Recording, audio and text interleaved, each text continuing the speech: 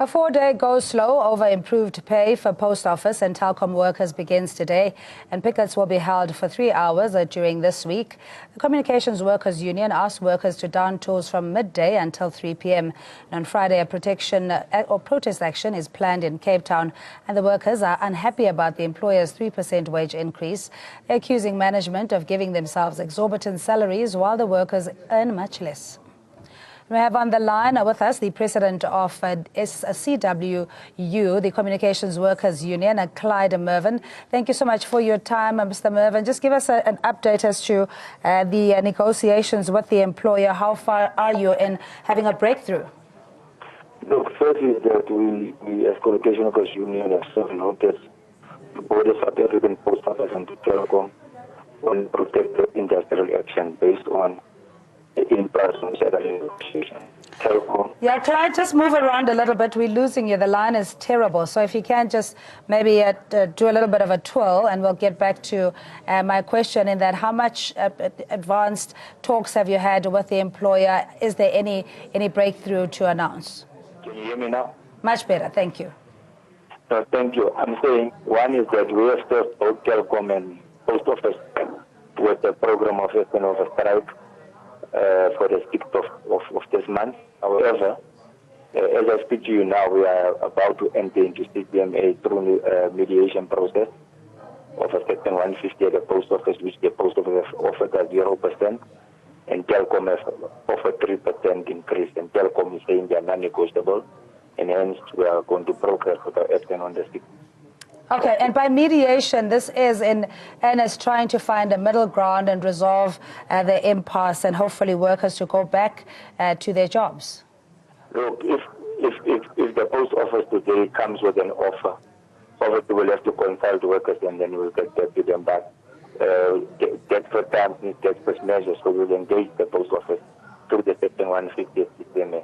And Mr. Mervyn, also somebody would say that in this climate where there is high levels of unemployment and primarily affecting young people, that those that do have jobs would seemingly, one could argue, are, for a lack of a better word, always instigating the employer and not understanding the climate that we're in. Are you oblivious of this reality? No, first we understand unemployment in this country as a union. We understand also the whole issue of the economy, where it's growing, it's not growing. But one of the things we must first ask ourselves a question. Telkom have returned thousands of workers today, which is unemployed. But Telkom, in the financials, it looks very much better than the South African Post Office. Two, the South African Post Office is a state-owned entity. And our understanding is that at one point we should bail out the Post Office. They've bailed out SAA, they've bailed out Eskom. Every time there's an issue of the Post Office, they don't come to the party. But workers cannot for 3 years not get increased. I think it's also, you will tell me today, as I speak to you, petrol prices are increasing. Crude are increasing. So workers' lives are deteriorating while those who are in better positions are enjoying life. And the poor, the downtrodden, continuously not to get increased. Put them on a downward spiral.